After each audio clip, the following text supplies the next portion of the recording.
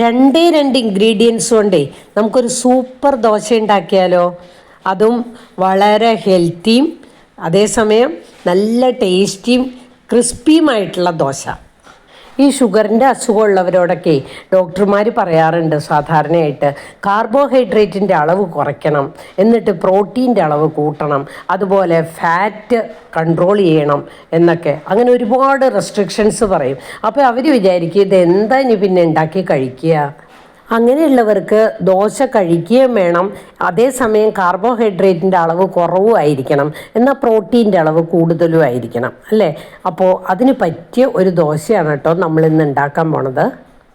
ഈ ദോശയ്ക്ക് നമ്മൾ എടുക്കണത് 1 കപ്പ് ചെറുപയർ പരിപ്പ്, അതേപോലെ തന്നെ 1/2 കപ്പ് ഉഴുന്നുപരിപ്പ്. ഇത് രണ്ടേ രണ്ട് ഇൻഗ്രീഡിയൻസ് മാത്രമേ ഉള്ളൂ കേട്ടോ. ഇത് നല്ലോണം കഴുകി വൃത്തിയാക്കി വെള്ളം ഒഴിച്ച് വയ്ക്കുക കുതിരാനായിട്ട്. പിന്നെ ഒരു കാര്യം, ഇത് ഒരുപാട് സമയം വെള്ളത്തിൽ കിടന്ന് കുതിരാൻ അനുവദിക്കരുത് കേട്ടോ. ഒരു മാക്സിമം ഒരു 3-4 മണിക്കൂർ കുതിർന്നാൽ മതി. അതിൽ കൂടുതൽ കുതിരുകയാണെങ്കിൽ ഒരു വല്ലാത്തൊരു സ്മെല്ല് ഇതിൽ നിന്ന് വരും. അപ്പോൾ അതുകൊണ്ട് അത് ഒഴിവാക്കാനായിട്ട് ഒരു 3-4 മണിക്കൂർ നല്ല വൃത്തിയായിട്ട് കഴുകി കുതിരാൻ വയ്ക്കുക. ഇതിനായിട്ടൊരു ടിപ്പ് പറഞ്ഞുതരാം കേട്ടോ. പ്രത്യേകം ശ്രദ്ധിക്കേണ്ട കാര്യം മുമ്പ് പറഞ്ഞു, ഒരു 3 മണിക്കൂർ 4 മണിക്കൂറിൽ കൂടുതൽ ഇത് കുതിരാൻ വെക്കരുത്. അത് കൂടാണ്ട് നമുക്ക് 1 മണിക്കൂർ ഇത് വെള്ളം ഒഴിച്ച് പുറത്ത് വെച്ചാൽ മതി. ബാക്കി 3 മണിക്കൂർ നമുക്ക് ഫ്രിഡ്ജിൽ വെച്ച് കുതിർത്തെടുക്കുക.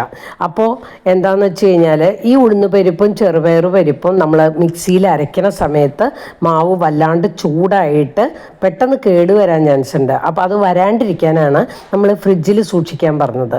അതല്ലെങ്കിൽ ഐസ് ക്യൂബില്ലേ, അത് വെച്ചിട്ട് നമ്മൾ ഓരോ ഐസ് ക്യൂബായിട്ട് ഇട്ടിട്ട് അരച്ചെടുക്കുക. പിന്നെ ഇത് പലർക്കും അറിയുന്നതായിരിക്കും, എങ്കിലും ഒന്ന് ഓർമ്മിപ്പിച്ചു എന്ന് മാത്രം. പ്രത്യേകിച്ച് ഈ ചെറുപയറും ഉഴുന്നുപരിപ്പും ചേർത്ത ദോശയാവുമ്പോൾ നല്ല ടേസ്റ്റി ആയിട്ടും നമുക്ക് ക്രിസ്പി ആയിട്ടും ഉണ്ടാക്കാൻ സാധിക്കും കേട്ടോ. അതുപോലെ ഇഡ്ഡലി ആണെങ്കിലും നല്ല സോഫ്റ്റായിട്ട് കിട്ടും. ഇഡ്ഡലിയും ഉണ്ടാക്കാം കേട്ടോ. ഞാൻ ദോശയാണ് ഉണ്ടാക്കിയത്. അപ്പോൾ എല്ലാവരും ഒന്ന് ഉണ്ടാക്കി നോക്കൂ. വളരെ ടേസ്റ്റി ആയിട്ടുള്ള ദോശയാണ്. ഞാൻ ഉണ്ടാക്കി നോക്കിയിട്ട് പറയുകയാണ്. പിന്നെ അതുപോലെ ഹെൽത്തിയാണ്, അറിയാലോ. ഷുഗറൊക്കെ ഉള്ളവർക്കും ഇത് കഴിക്കാവുന്നതാണ്.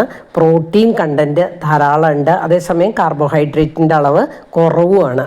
അങ്ങനെ എല്ലാവർക്കും കഴിക്കാവുന്നതാണ്. കുട്ടികൾക്കും പ്രായമായവർക്കും എല്ലാവർക്കും കഴിക്കാം കേട്ടോ. അപ്പോൾ എല്ലാവരും ഒന്ന് ഉണ്ടാക്കി നോക്കൂ, എന്നിട്ട് പറയൂ.